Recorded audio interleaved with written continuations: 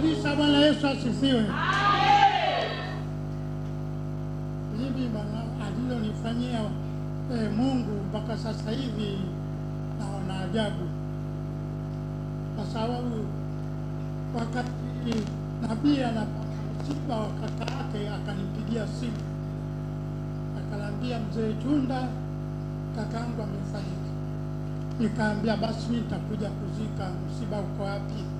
Akanambia msiba uko Kitunda Machimbo. Nikaambia nitakuja. Nimelala asubuhi nikakuta nyumba yangu pale mbele barazani watu imeandikwa kama Qur'ani hivi. Nikaanza kuunganisha sasa, huku msiba huku watu wamekuja kuniandikia Qur'ani mlangoni hapa. Kaona hii sasa taarifa gani nayo hii? Taarifa mbaya. Na leo tutafuta taarifa mbaya katika maombi. Yaani taarifa yoyote walioiandaa mbaya. Mwezi wa 5 ni mwezi wa urejesho. Yaani ni mwezi wa urejesho. By fire by force.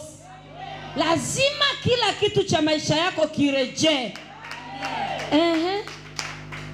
Basi jioni ile nikapasia nguo zangu tayari asubuhi kwenda mazikoni. Simu nimeamka, simu imekata. Simu imekufa kabisa. Sasa haya mambo gani haya? Unaona? Nikatoka nikakimbia kwa fundi. Nikampa simu, bwana simu yangu unaona ina matatizo. Akamwambia mzee, hii simu imekufa. Urudi huko nyumbani ukae siku 3 mimi nitaitengeneza.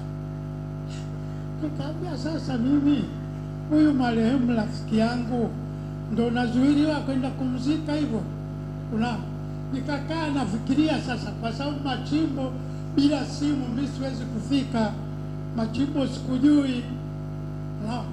Basi ikawa pale nimerudi, sina hili wala lile.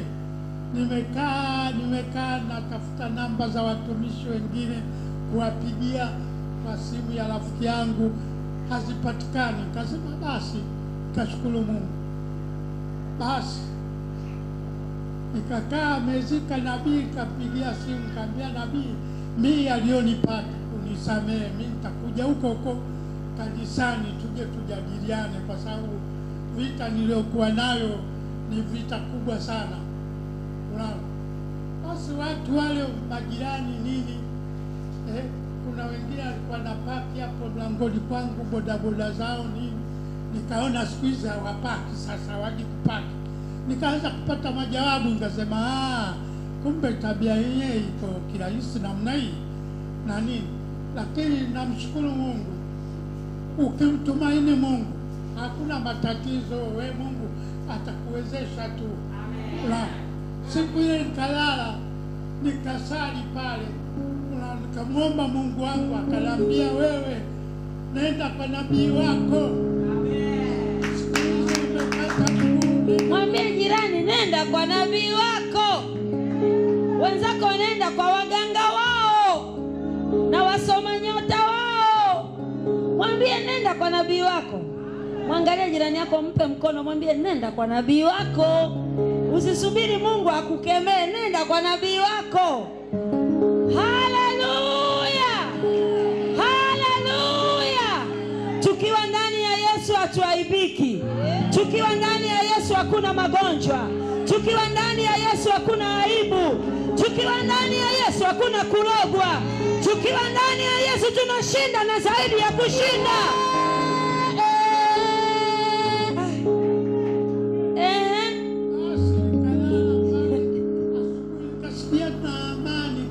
Kwa yale niliyoambiwa, nikajua hawa wameshashindwa.